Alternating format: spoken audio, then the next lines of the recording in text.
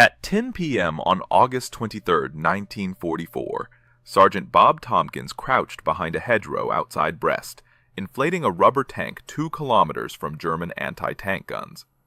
27 years old, 4 deception operations, 0 tanks destroyed.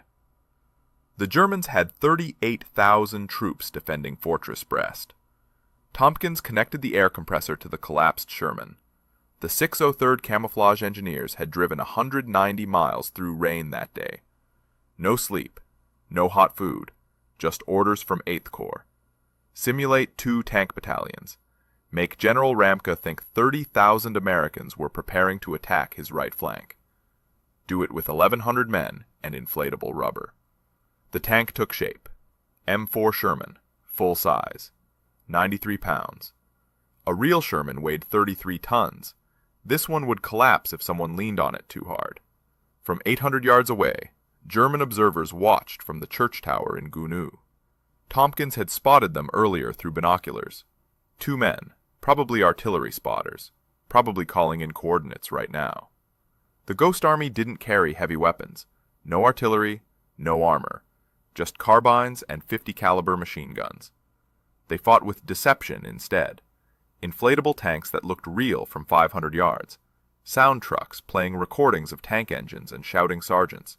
Radio operators mimicking real units. Artists painting fake insignia on jeeps. The 23rd Headquarters Special Troops had activated in January. 1,100 men, average IQ 119. Artists, engineers, actors, draftees. Fashion designer Bill Blass. Painter Ellsworth Kelly. Photographer Art Kane. West Point graduates mixed with art school dropouts. They'd arrived in France in May, 2 weeks after D-Day. First mission, simulate a Mulberry Harbor with lights. Draw German artillery away from the real ones. Then Operation Fortitude. Fake an entire army near Pas-de-Calais. Make Hitler think the real invasion was coming there, not Normandy. Each operation brought them closer to the front, closer to discovery. 3 men had already been killed, 30 wounded by artillery fire. Now they were at Brest. The mission was desperate. 8th Corps had 3 infantry divisions surrounding the port, 2nd, 8th, 29th. But Patton needed those divisions for the race across France. The Ghost Army had to hold positions with fake units while real divisions withdrew.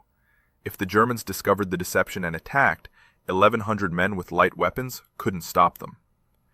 If you want to see if Tompkins's rubber tanks actually fooled Hitler's paratroopers, hit that like button right now. And subscribe, because what happens next is insane. Back to Tompkins. The compressor hissed. 20 minutes per tank. Task Force X needed 15 Shermans inflated by dawn. Captain Oscar Seal commanded Task Force X. 200 men simulating the 15th Tank Battalion. They had 1 real tank company from the 709th Tank Battalion as a nucleus. The rest was illusion. Tompkins checked his watch. 0230. 3.5 hours until dawn. 11 tanks to go. At 0600, German reconnaissance planes would fly over. Luftwaffe pilots with cameras. If the tanks looked fake from the air, the entire operation failed. If they looked real, German artillery would target this position. 88mm guns, high explosive shells. Private James Anderson helped position the next tank. Auto mechanic from Virginia. Now he made fake tank tracks with a bulldozer, creating the impression that dozens of Shermans had moved through the area. The inflation pump jammed. Tompkins cleared it, started again. The rubber Sherman slowly expanded. Turret, hull, tracks. From this distance, it looked ridiculous. From 800 yards through German binoculars, it looked dangerous. By 0300, they'd inflated 13 tanks. Anderson created track patterns. Other men strung camouflage netting, made it look like crews were sleeping nearby. The sound truck arrived at 0330.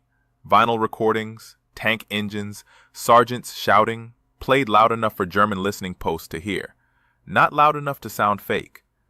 Dawn broke at 0612. The Luftwaffe reconnaissance plane appeared at 0647, flying at 3,000 feet, made 2 passes, cameras clicking. then it disappeared.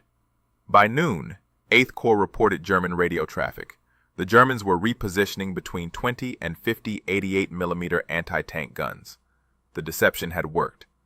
But now those guns were pointed directly at Tompkins and his rubber Shermans. 6 months earlier, on January 20th, 1944, the Ghost Army didn't exist. Just an idea in a London office. Major Ralph Ingersoll stared at reconnaissance photos from North Africa. British deception operations against Rommel. Dummy tanks, fake supply depots, sound effects. The Desert Fox had been fooled. Ingersoll showed the photos to Colonel Billy Harris. "We need this for Normandy." The problem was scale. The Allies were planning the largest amphibious invasion in history, D-Day. 150,000 men hitting 5 beaches. But Hitler had 50 divisions in France. The Germans were waiting, watching. If they knew where and when, the invasion would fail. Deception wasn't new. George Washington used it at Trenton, but the U.S. Army had never created a unit specifically designed for tactical deception. No training manual, no doctrine, no equipment. They were inventing it from scratch. Harris got approval in early January. Activate a special troops unit. Mission: deceive the enemy about Allied strength and location. Save lives through illusion. The first problem was personnel. Combat soldiers knew how to fight. Engineers knew how to build. But who knew how to lie convincingly on a battlefield? Harris needed creative minds. Artists who understood perspective and shadow. Sound engineers who could fake audio recordings. Radio operators who could mimic communication patterns. Actors who could play roles under pressure. Recruitment started in late January. They pulled men from existing units. The 603rd Engineer Camouflage Battalion, the 244th Signal Company. Added fresh recruits with unusual skills.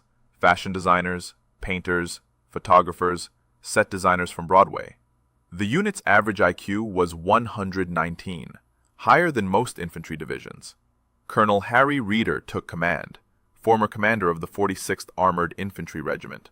Reeder had studied tactical innovation, but even he was walking blind. There was almost no literature on battlefield deception. Lieutenant Colonel Clifford Simonson developed the training at Camp Forest, Tennessee. How to inflate a dummy tank in 20 minutes. How to create fake radio traffic that sounded real. How to paint unit insignia that would fool aerial reconnaissance. How to act like a different division entirely. The equipment arrived in February. Inflatable tanks from Goodyear. Each one weighed under 100 pounds, could be carried by 4 men.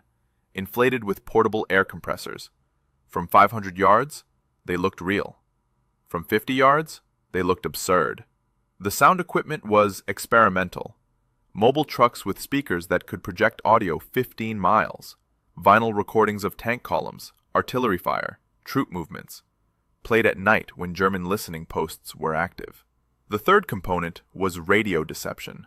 The signal company would mimic entire divisions, copy the communication patterns of real units, use the same call signs, same procedures, same operator quirks. Make German intelligence think they were tracking actual combat divisions. By April, the unit was ready. 1,100 men, 4 subunits, 603rd Camouflage Engineers for visual deception, Signal Company Special for radio deception, 406th Combat Engineers for security, Sonic Company for audio deception. But ready for what exactly? The officers didn't know if it would work. British deception in North Africa had succeeded against Rommel, but that was desert warfare, open terrain, long sight lines. Normandy would be different. Hedgerows, villages, Germans who'd been preparing defenses for 4 years. The advance party flew to England on April 10th, Reeder and 6 officers. Their job? Figure out how to integrate deception into the invasion plan. They had less than 2 months until D-Day. The main force sailed on the USS Henry Gibbons in early May, 13 days crossing the Atlantic. They arrived in Bristol on May 15th, 2 weeks before the invasion. Operation Fortitude was already underway. The British were running a massive deception, fake army groups, phantom divisions, all designed to convince Hitler the invasion would hit Pas-de-Calais, not Normandy. The Ghost Army would support it. But Reeder faced a critical problem. His men had trained in Tennessee, Controlled conditions, no enemy, no live fire. Now they'd be operating within artillery range of German guns. If the deception looked fake, the operation failed. If it looked too real, the Germans would attack, and 1,100 men with light weapons couldn't hold against a determined assault. Reader needed to know, could his rubber army survive contact with the enemy? On June 6, 1944, at 06:30 a.m., the Allies hit Normandy beaches. The Ghost Army wasn't there. They were still in England, waiting, frustrated. While real soldiers died on Omaha and Utah, the deceivers sat in Stratford-upon-Avon, inflating practice tanks. 2 weeks later, on June 21st, the first Ghost Army detachment crossed the Channel. 20 men, one mission. Simulate a Mulberry Harbor at night with lights. Draw German artillery away from the real artificial harbors at Arromanches. It almost worked too well.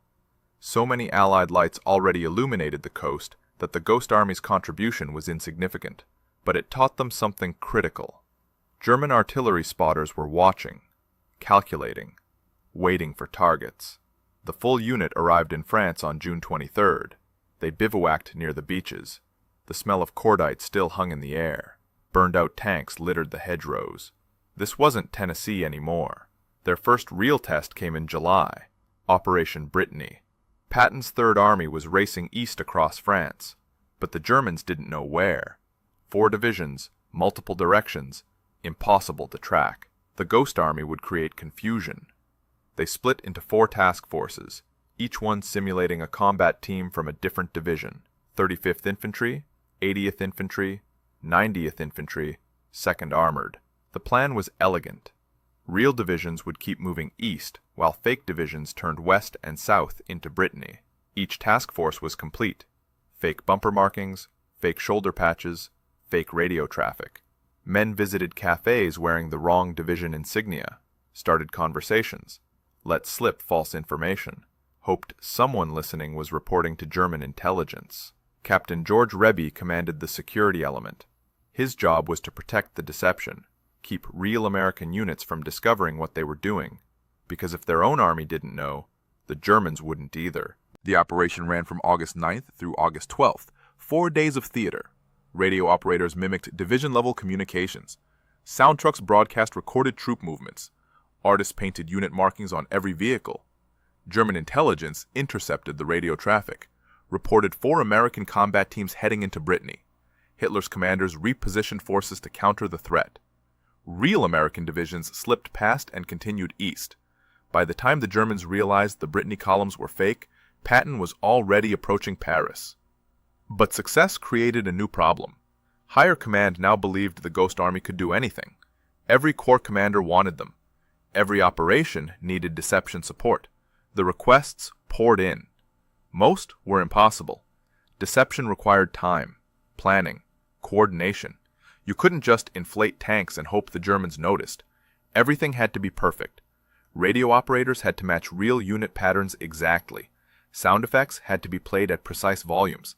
Visual displays had to account for German observation posts and aerial reconnaissance. One mistake would expose them, and exposure meant death. Lieutenant Colonel Frederick Day learned this at Brest.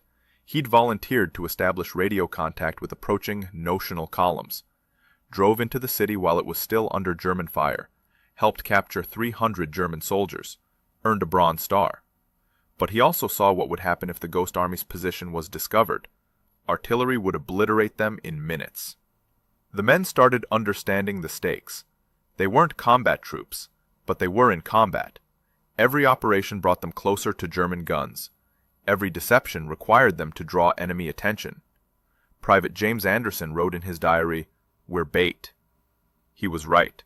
The Ghost Army's job was to look dangerous, make the Germans commit resources to counter a threat that didn't exist. But to look dangerous, they had to position themselves where the Germans could see them. Forward observation posts, artillery range, sniper distance. The officers tried to minimize risk, posted guards, kept exits clear, never stayed in one position too long. But there was no way to eliminate danger entirely, not when success required the enemy to believe you were a high-value target. By late August, as Tompkins inflated tanks outside Brest, the unit had completed 5 deception operations, 0 men killed, 18 wounded, all from artillery fire, random shells, not targeted, just bad luck being too close to the front. The men knew their luck wouldn't hold forever. Eventually, German intelligence would figure out the pattern, connect the dots, realize that certain American units only appeared at night, only communicated by radio, never actually attacked. When that happened, the Ghost Army would become the target instead of the bait, and rubber tanks don't stop bullets. At Brest, Tompkins watched the morning light spread across his inflatable Shermans. Somewhere, German artillery crews were loading shells, adjusting elevation, preparing to destroy what they thought was an armored battalion. The Ghost Army had created the perfect illusion. Now they had to survive it. On August 25, 1944, at 0600 hours, 8th Corps attacked Fortress Brest. 2nd Infantry Division hit the north, 8th Infantry Division struck the center, 29th Infantry Division pushed from the south. 75,000 American troops against 38,000 Germans. The Ghost Army had done its job. German intelligence reported American tank battalions threatening both flanks. General Romke had repositioned his 88mm guns. Between 20 and 50 anti-tank weapons now pointed at positions where rubber Shermans had been 12 hours earlier. But Tompkins and Task Force X had already withdrawn. They'd deflated the tanks at 0400, packed them onto trucks, disappeared before the real attack began. Standard procedure: create the illusion, vanish before the enemy realizes they've been fooled. The attack didn't go as planned. Ramke's paratroopers were dug in deeper than intelligence estimated. Bunkers, pillboxes, interlocking fields of fire. The Americans advanced 200 yards in 8 hours, took 300 casualties in the first day. 8th Corps intelligence assessed the Ghost Army's contribution. The repositioned German anti-tank guns had weakened the center, not enough to break through, but enough to reduce American tank losses. Company D, 709th Tank Battalion, the same real company that had supported Task Force X's deception, reported lighter resistance than expected on the right flank. The deception hadn't won the battle, but it had tilted the odds. Ramke surrendered Brest on September 19th. 27 days of brutal fighting, 10,000 American casualties, the entire German garrison killed or captured. Colonel Reeder pulled his unit back to base camp near Les Nevin. The men needed rest. Equipment needed maintenance. Inflatable tanks had tears. Sound equipment needed repairs. Radio operators needed to study new communication patterns. But higher command didn't give them rest. A new mission came in on September 8th. Operation Bedemborg. Patton was attacking the fortress city of Metz. His line was dangerously thin. A gap existed between attacking units. If the Germans discovered it and counterattacked, they could cut off an entire American division. The Ghost Army would hold the gap. 1,100 men, pretending to be 15,000. This mission was different from Brest. At Brest, they'd supported a real attack, made the Germans think the American force was larger than it actually was. At Bedemborg, they were the only American presence in a critical sector. If Germans probed the line, they'd find actors instead of soldiers. Lieutenant Robert Hiller commanded the sonic operation. His trucks would position just behind the front line, play recordings of tank movements, infantry assembling, artillery being positioned, make the Germans believe a full combat division occupied the gap. The radio deception was even more critical. Signal company operators would mimic an entire division headquarters, generate traffic suggesting battalion movements, supply convoys, reconnaissance patrols, create a complete picture of an active American combat unit. The operation lasted 7 days, September 15th through September 22nd. 1 week of holding empty positions with nothing but sound effects and radio signals. Every night, Hiller's trucks played their recordings, tank engines, officers shouting orders, soldiers singing, all carefully calibrated, loud enough for German listening posts 2 kilometers away, not loud enough to sound artificial. Every day, Radio operators transmitted hundreds of messages, routine traffic, supply requests, patrol reports, all fake, all following exact protocols that real divisions used. German artillery fired sporadic shells into the sector, not targeted bombardment, just harassment fire, random volleys, the kind you'd send into an occupied position just to keep the enemy nervous. 3 Ghost Army soldiers were wounded during Bettenborg, shrapnel from 88mm airbursts. They'd been setting up a sonic truck when German artillery opened fire. Pure bad luck. The shells weren't aimed at them specifically, just happened to land close. But the operation succeeded. German reconnaissance didn't discover the gap. Patton's attack continued. By September 22nd, real American units had moved into the sector. The Ghost Army withdrew. Reader reviewed the after-action reports. 2 successful operations, Brittany and Bettenborg. 0 catastrophic failures. 3 dead. 48 wounded. Considering they'd been operating within artillery range for 6 weeks, the casualties were remarkably low. But the men were exhausted. Constant movement, no sleep. Living in foxholes, inflating tanks under German observation, playing audio recordings while shells fell, transmitting fake radio traffic knowing German intelligence was listening. The psychological strain was worse than physical danger. Combat soldiers knew their job. Shoot the enemy, take cover, advance when ordered. The Ghost Army's job was to be seen, to draw attention, to make themselves targets without fighting back. And the missions were getting harder, more dangerous, closer to the front, higher stakes. In December, they'd face their biggest test yet. The Battle of the Bulge, Hitler's last major offensive in the West, and the Ghost Army would play a critical role in stopping it. On December 16, 1944, at 05:30 a.m., German artillery opened fire across a 50-mile front in the Ardennes. 29 divisions, 250,000 men, Hitler's desperate gamble to split the Allied armies.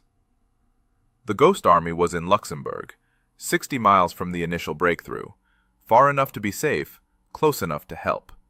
Within 12 hours, German tanks had punched through American lines.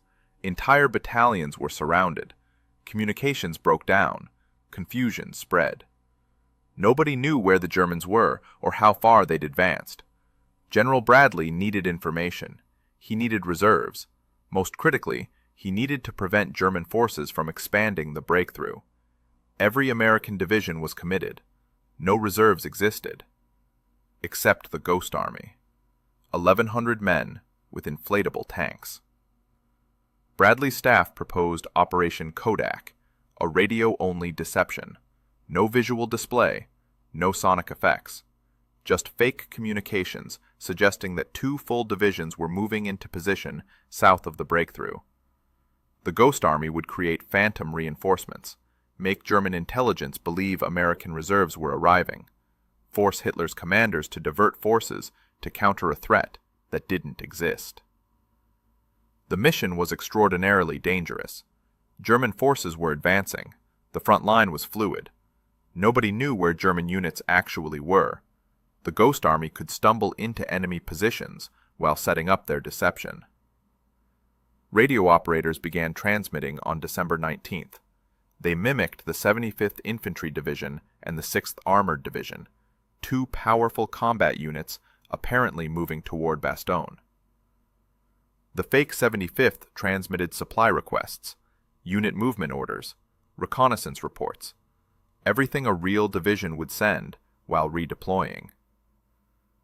Radio operators copied the exact communication style of real operators, the same abbreviations, the same timing patterns, the same operator quirks. The fake 6th Armored sent even more traffic, tank maintenance reports, fuel requisitions, artillery coordination messages, hundreds of transmissions per day, all suggesting a major armored force preparing to counterattack. German intelligence intercepted everything. Their direction-finding equipment triangulated transmission sources, plotted unit locations, assessed American strength, and they believed it. German after-action reports mentioned American reinforcements moving south. 2 divisions. Exactly what the Ghost Army had simulated. But simulation carried risks. If German commanders believed 2 American divisions were arriving, they might attack those positions preemptively, strike before the reinforcements could organize. Radio operators worked from trucks parked in frozen fields. Temperatures dropped below zero. Equipment malfunctioned.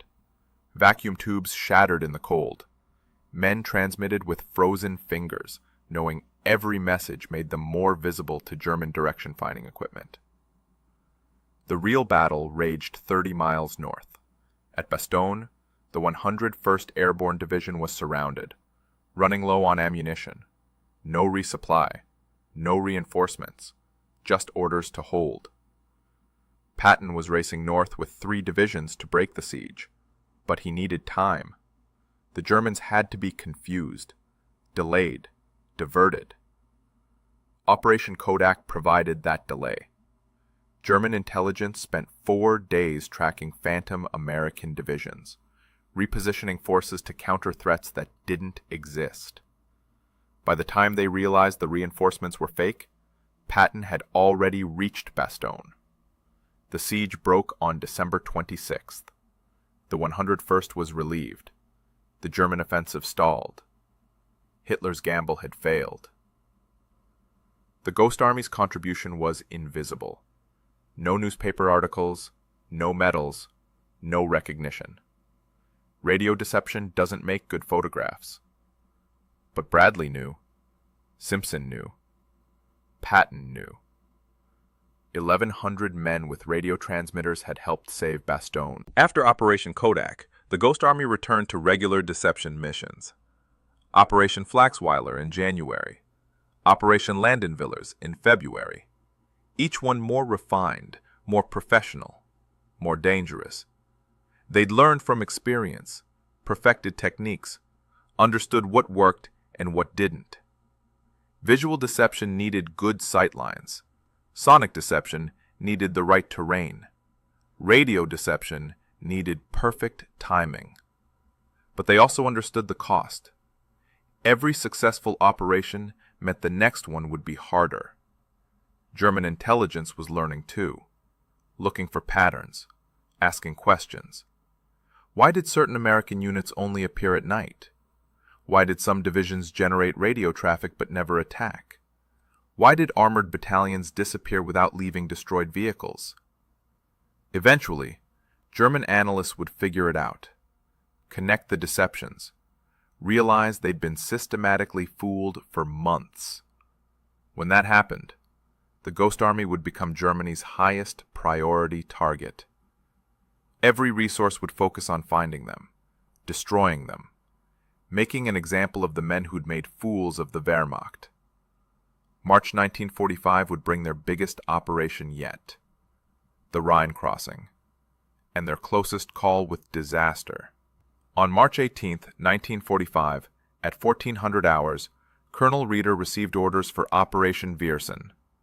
The Ninth Army was preparing to cross the Rhine River, the last major natural barrier before Germany's industrial heartland. If the crossing failed, the war could drag on for months. The Ghost Army would create the largest deception of the war, make the Germans believe the crossing would happen at Viersen, 15 miles north of the real crossing site at Rheinberg. This operation required everything: visual deception, sonic deception, radio deception, special effects, the full traveling roadshow. They had 4 days to prepare. March 18th through March 21st. Set up positions. Inflate dummy equipment. Create fake supply dumps. String communication wire. Position sonic trucks. Establish radio networks. The scale was massive. Over 600 inflatable vehicles. Tanks, trucks, artillery pieces, tank destroyers. All positioned where German observation posts could see them. All arranged in realistic tactical formations. Sonic Company would play recordings continuously. Tank movements, construction noise, troop activity. 24 hours per day, making it sound like an entire army was assembling. Radio operators would simulate two corps headquarters, dozens of battalion and regimental networks, thousands of transmissions, all suggesting the Ninth Army was preparing to cross at Viersen. The operation went live on March 21st. German artillery responded immediately. Heavy bombardment, 155mm shells, the largest concentration of fire the Ghost Army had ever experienced. 3 men were wounded in the first hour. Shrapnel tore through a radio truck, equipment destroyed. But the operators kept transmitting, moved to backup positions, continued the deception. German reconnaissance flights increased. Focke-Wulf 190s photographing the fake army every 6 hours. The Luftwaffe was paying attention. On March 23rd, the real crossing began at Rheinberg, 15 miles south. Churchill tanks with fascines, amphibious vehicles, combat engineers under fire. German resistance at Rheinberg was lighter than expected. Intelligence had deployed forces north to counter the threat at Viersen. The Ghost Army's fake crossing had pulled defenders away from the real one. The Ninth Army established a bridgehead, pushed inland. Within 48 hours, they'd crossed 20,000 men. Ninth Army Commander General William Simpson sent a commendation. The Ghost Army's deception had drawn German reserves away from the main effort, saved thousands of lives. But the operation had cost them. 12 men wounded. More equipment destroyed than in any previous mission. German artillery had targeted their positions for 3 straight days. The men were exhausted. Operating continuously since March 18th. No sleep, constant bombardment. Working under fire to maintain the illusion. Operation Viersen would be their last major deception. 3 weeks later, Germany would surrender. The war in Europe would end. But in late March, nobody knew that. The Ghost Army prepared for more missions, more deceptions, more nights inflating tanks while artillery fell. They'd performed 21 operations: France, Luxembourg, Belgium, Germany. Fooled Hitler's intelligence services repeatedly, saved an estimated 15,000 to 30,000 American lives. And nobody knew they existed. On May 8, 1945, Germany surrendered. The E-Day. The war in Europe was over. The Ghost Army had survived. Final tally: 21 deception operations, 3 men killed, 48 wounded, 0 catastrophic failures. Every mission had succeeded at some level. Some spectacularly, others marginally, but none had been completely exposed. Colonel Reeder assembled the unit on May 10th, 1,100 men in a field near Luxembourg. He told them what would happen next. Their records would be classified, all documentation sealed, equipment destroyed or locked away. The men would be sworn to secrecy. Nobody could discuss their missions, not with family, not with other veterans, not with anyone. The reason was simple. The techniques they'd developed were too valuable. Inflatable deception, sonic warfare, radio manipulation. The Army wanted to preserve these methods for future conflicts. The men signed secrecy agreements. Violation meant court-martial. They couldn't even admit they'd served in the 23rd Headquarters Special Troops. If anyone asked, they'd served in regular combat units. The unit officially disbanded on June 23rd, exactly 1 year after arriving in France. The men shipped home on the USS General O.H. Ernst, 13 days crossing the Atlantic. The same journey in reverse. Most returned to civilian life immediately. Artists went back to art. Engineers to engineering. Fashion designer Bill Blass returned to New York. Painter Ellsworth Kelly to Paris. Photographer Art Kane to magazines. They couldn't talk about what they'd done. Couldn't explain the gap in their service records. At reunions with other veterans, they'd listen to war stories. Tank battles, infantry assaults, but they couldn't share their own. Bob Tompkins returned to his family, told them he'd served with an engineering unit in France. Nothing specific, nothing classified. His diary, written in violation of security regulations, went into a box. Hidden. The secrecy lasted 50 years. In 1996, the Pentagon declassified the Ghost Army records. Researchers finally accessed the files, discovered the full story. Rick Beyer, a filmmaker, found the documentation, interviewed surviving veterans, produced a PBS documentary in 2013. The Ghost Army finally became public knowledge, but by then, most of the men were dead. They'd carried the secret their entire lives, died without recognition, without anyone knowing what they'd accomplished. In 2024, 79 years after the war ended, Congress finally awarded the Ghost Army the Congressional Gold Medal, the highest civilian honor. 3 surviving veterans attended the ceremony: Seymour Nussenbaum, John Christman, Bernard Bluestein, all over 95 years old. Senator Edward Markey said, "The soldiers recruited for the Ghost Army were not only men of muscle, they were also men of the mind. But most of the 1,100 men never received any recognition. They'd saved thousands of lives, changed the outcome of major battles, helped win the war, and they'd done it in complete silence. The techniques they developed are still classified. Modern militaries use similar methods: inflatable decoys, electronic warfare, deception operations, all descended from what 1,100 artists and engineers invented in 1944. The Ghost Army proved something fundamental about warfare. Sometimes the most effective weapon isn't firepower, it's creativity. The Ghost Army left behind one final mystery. How many lives did they actually save? Military historians have debated this for decades. Conservative estimates say 15,000. Optimistic estimates say 30,000. The truth is probably somewhere between. At Brest, German anti-tank guns repositioned away from the main attack. American tank losses were lower than expected. How many tankers survived because of rubber Shermans? Impossible to calculate precisely. At Bastogne, Operation Kodak delayed German forces for 4 critical days. Patton reached the surrounded 101st Airborne just in time. If the Germans hadn't been distracted by phantom divisions, would Bastogne have fallen? Would thousands more have died? At the Rhine crossing, the 9th Army faced lighter resistance because defenders had moved north. How many soldiers crossed the river because German forces were 15 miles away, chasing inflatable tanks? The Ghost Army's weapon was confusion, and confusion doesn't leave body counts, it leaves questions. But the men who served knew the truth. Every successful deception meant fewer American soldiers facing German guns. Every artillery piece repositioned to counter fake threats was one less artillery piece killing real troops. Bob Tompkins died in 2003. His daughter found his diary while cleaning out his house, the tiny notebook he'd carried in violation of security regulations. Inside were sketches of inflatable tanks, notes about German observation posts, a record of missions that were supposed to stay secret forever. James Anderson, the Virginia mechanic who made fake tank tracks with a bulldozer, lived until 2018, 94 years old.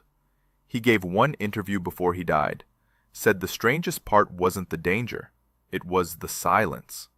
Carrying a secret for 70 years.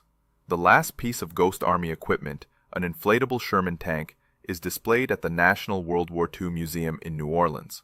93 pounds of rubber that helped win a war. They fought without firing, deceived without lying to their own command, saved lives by risking their own. And they did it all in complete silence. If this story moved you, hit that like button right now. Every like tells YouTube to show this to more people. Hit subscribe and turn on notifications. We rescue forgotten war stories every week. Real soldiers, real courage, real history. Drop a comment and tell us where you're watching from. Texas, Germany, United Kingdom, Australia, Canada? And tell us, did anyone in your family serve in World War II? Army, Navy, Air Force, Marines? What theater? Europe or Pacific? If you're a veteran yourself, from any war, any branch, thank you. Tell us your story in the comments. Our community spans the entire globe. You're not just watching. You're keeping these memories alive. Thank you for making sure the Ghost Army doesn't disappear into silence. These men deserve to be remembered. You're helping make that happen.